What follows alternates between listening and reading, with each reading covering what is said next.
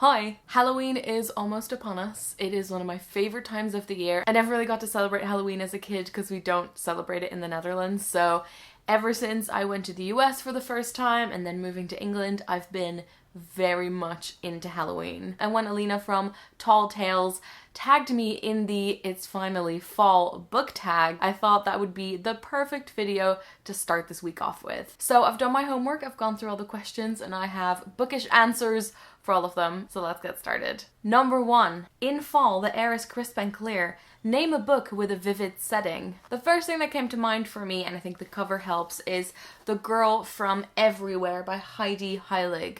I reviewed this a couple of months ago. This is set on a pirate ship that can travel from map to map, and that means it can time travel, it can travel into fictional worlds, but most of it is set on Hawaii, and the way that it is described is really fantastic, so that's why I picked this one. Number 2. Nature is beautiful, but also dying. Name a book that is beautifully written, but also deals with a heavy topic like loss or grief. I mean, this could only be one book, and it is Grief is the Thing with Feathers. This is absolutely gorgeous. It's about a father and his 2 sons. He deals with the loss of his wife, they deal with the loss of their mother, and one day a crow shows up. It's really smart, it's really beautiful, and it's absolutely heartbreaking and a good autumn read. By the way, I always say autumn now because I'm in the UK. I used to say fall, but I prefer autumn so much more. My synesthesia doesn't really apply to letters, but I do have a strong preference for like how words are written and what sort of pictures they sort of make you think of. And I feel like autumn is definitely the superior combination of letters. Fall means that it's back to school season. Not for me. Share a non-fiction book that taught you something new. So I have just finished reading this one. My copy is a proof copy and it's slightly battered. It is Body Positive Power by Megan, who is Body Posy Panda on Instagram. This was incredibly interesting. It has so much information about the diet industry. It is a really fantastic read. I'm going to make a full video about this book, and I'm also going to read Hunger by Roxane Gay, and I'm going to do a combo video because I feel like they're probably a good fit together. So coming soon. In order to keep warm, it's good to spend some time with the people we love. Name a fictional family, household, or friendship group that you would like to be part of. Now my issue is that I read a lot of sad books, a lot of tragic books. I was going through my shelves and I was like, I don't know if I want to be part of any of these. I also didn't want to go for Harry Potter because that's always the easy answer and I wanted to find something else. And also, Harry is annoying. I probably wouldn't be friends with him. So I ended up with the Old Kingdom series by Garth Nix.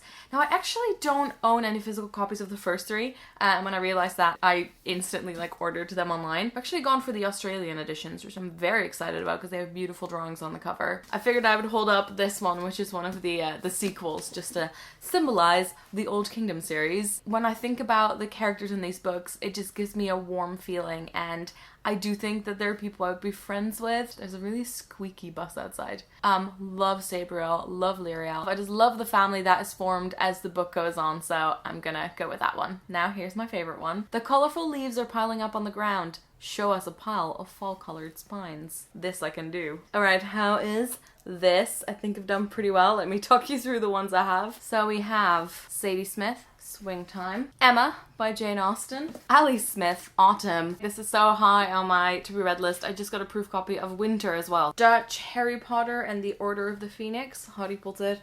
And Order van the Phoenix, very autumnal. Under the Egg, a middle grade book set in New York. Good autumnal spine. Finally, 2 YA books. They both die at the end, and I'll give you The Sun. Fall is the perfect time for some storytelling by the fireside. Share a book wherein someone is telling a story. Obviously, that's got to be The Handmaid's Tale. The nights are getting darker. Share a dark, creepy read. An excellent Halloween and autumn read, Frankenstein by Mary Shelley.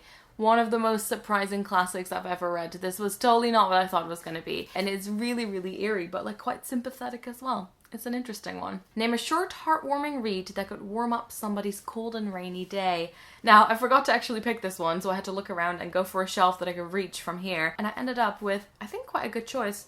Matilda by Roald Dahl. You can read this mega quickly, and I dare you to not have a warmed heart by the end of it. Fall returns every year. Name an old favorite that you'd like to return to soon. So this is the book that I always tell people is my favorite book. I've read it twice now, I think, and I would actually like to read it again. Now that I'm older and wiser, I'd like to revisit it. It is Wuthering Heights by Emily Bronte. And then finally, fall is the perfect time for cozy reading nights. Share your favorite cozy reading accessories. Mine has to be this lovely blanket. So it is the British Blanket Company, made in Britain, made out of wool. It is the coziest thing for reading, as you might be able to imagine, and I really love this color. I was looking at some older videos and I had a gray blanket on my bed and it just made them look really dreary, and so this one really brightens up my room in the winter. Alright, now it is up to me to tag some people. So I'm going to tag Ariel Bassett, Christine from Poland Banana Books. I actually got to like properly meet her at Buffer Festival this year, and also Jean from Bookish Thoughts. Obviously, if you would like to do the tag, consider yourself tagged. I hope you enjoyed this video. There are more to come, and thanks so much for watching.